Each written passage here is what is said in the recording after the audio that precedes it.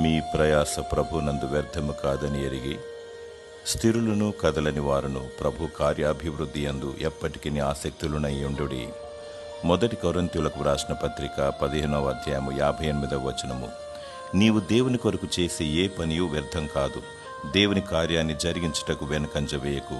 నీవు చేయు ప్రతి పనికి ప్రతిఫలము దేవుని యొద్ద నుండి నీకు లభించును. ఇతరులకు మేలు చేయము, దేవునికి మహిమను కలిగించుము. నీవు దీవించబడదువు. మంచి పని చేయనప్పుడు భయపడకూడదు. దేవుడు నిన్ను వాడుకుంటాడు, నిన్ను నడిపిస్తాడు.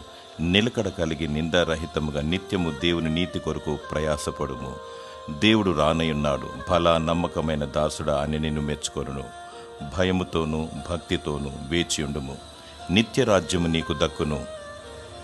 దేవుడు నిన్ను అభిషేకించి దీవించి వాడుకొనుగాక. ఆమేన్.